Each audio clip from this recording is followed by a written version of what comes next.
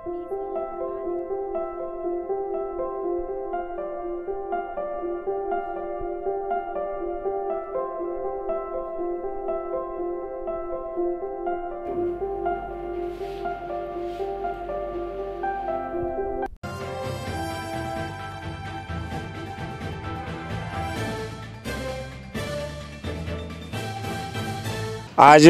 फरीदाबाद की जिला शिक्षा अधिकारी ऋतु चौधरी के ऑफिस में हमारे सारे प्रतिनिधिमंडल के सदस्य सरकार से मांग करने के लिए, ज्ञापन देने के लिए हम आए हैं।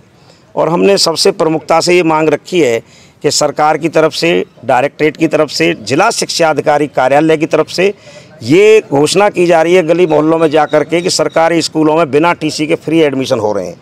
तो ये एक तरह से गलत दुष्प्रचार है। आज क्योंकि ऑलरेडी एसोसिएशन इसमें हाई कोर्ट से स्टे भी लिया हुआ है और आज हमने डीओ मैडम को अपने स्टे की कॉपी और ज्ञापन की कॉपी भी सौंपी है और उन्होंने हमें ये विश्वास दिलाया है कि आज ही इनकी वीसी की कोई मीटिंग होनी है और उसमें इस बात को प्रमुखता से रखेंगे। और हमने इसका भारी विरोध किया है हमारे सभी स्कूल संचालकों ने कि हम इसको बर्दाश्त नहीं करेंगे। ये हमारे MIS डेटा के साथ चोरी कर रहे हैं, पूरे हरियाणा में कर रहे हैं, फरीदाबाद में कर रहे हैं। और ठीक है, DSC से आदेश आ गया, लेकिन जिला शिक्षा अधिकारी से हमने रिक्वेस्ट की है कि आप पूरे ज़िले को प्राइवेट और सरकारी स्कूलों को डील कर रहे हैं, तो आपका ये फ़र्ज़ बनता है कि किसी के साथ अन्याय नहीं होना चाहिए। तो उन्होंने ये कहा है कि मेरे होते हुए किसी के साथ अन्याय नहीं होगा, लेकिन हमने ये भी कहा है कि हम कब रिपोर्ट लें। तो आज उनकी VC की मीटिंग होगी, हम शाम को या कल फिर उनसे एक बार मिलेंगे या फ़ोन पर रिपोर्ट लेंगे कि मैडम उसमें आपने क्या किया। दूसरा, हम 15 तारीख को हमने एक ज्ञापन दिया था, अभी उन्होंने क्लर्क को कह करके उस ज्ञापन की रिसीट हमें, जो डायरी नंबर वगैरह जो होते हैं इनका भेजने का, वो भी हमें दिलवा रहे हैं।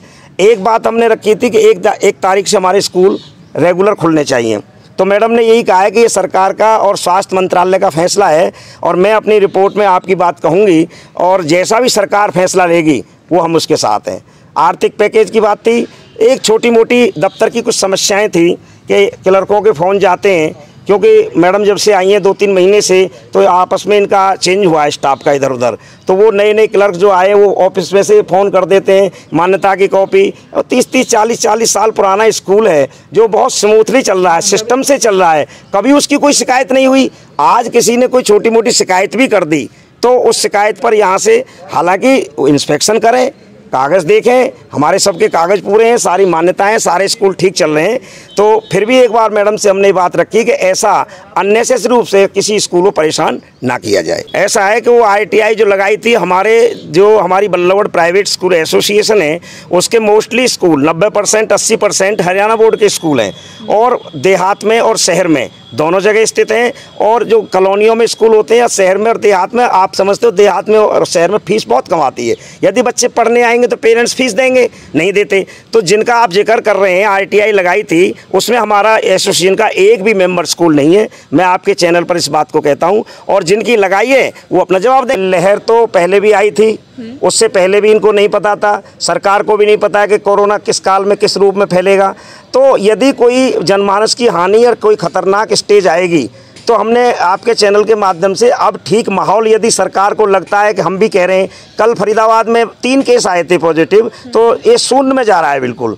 यदि सरकार जुलाई और अगस्त में इन स्कूलों को खोल दे, जैसा गुलेरिया जी ने भी कहा है और उन्होंने भी कहा है कि 2-3 महीने बाद एक लहर आ सकती है, वो एक संभावित है। वो कितने स्तर पर आएगी, छोटे पे आएगी, बड़े पे आएगी, यदि कोई लहर आएगी, यदि सरकार, इसमें हम सरकार के साथ हैं, शिक्षा विभाग के साथ हैं, बच्चों के साथ हम भी कोई समझौता नहीं करेंगे। सरकार से हमारी तो ये रिक्वेस्ट है कि जब तक माहौल ठीक है, हमने तर्क ये दिया था, जब माल खोल रहे हो, शॉप खोल रहे हो, जिम खोल रहे हो, बाजार को खोल रहे हो, पूरे 12 घंटे सरकारी स्कूलों में गेट टू गेट दे करके ये अपना प्रचार प्रसार कर रहे हैं, वो इस तरह से सारी बातें कर रहे हैं। तो हमारा ये तर्क है कि जो सरकारी पे इतना जोर दिया जा रहा है, माइक लगाया जा रहा है, बात कही जा रही है, तो हमारे स्कूलों में भी यदि थोड़े थोड़े बच्चों को घंटे 2-2 घंटे के लिए सरकार, ये तो अपनी रिपोर्ट भेजेंगे DO मैडम, लेकिन सरकार का फैसला है, आपके चैनल के माध्यम से शिक्षा मंत्री, मुख्यमंत्री इस पर अमल लाएं, क्योंकि भारी नुकसान शिक्षा का हो रहा है। बच्चों की पढ़ाई नहीं हो रही है। आप कहते हो सबसे ज़्यादा नुकसान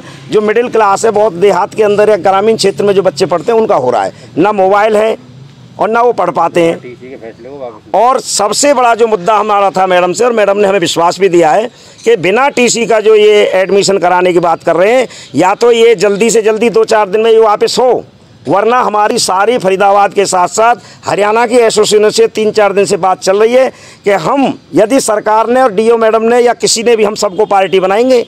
यदि इन्होंने ये वापस नहीं लिया तो बड़ा आंदोलन तैयार होगा, कोर्ट ऑफ कंडेम जाएंगे, फिर हमारा सरकार से सीधा टकराव की बात बनेगी। क्यों कि अपने भविष्य को बचाने के लिए हमें कुछ भी करना पड़ेगा।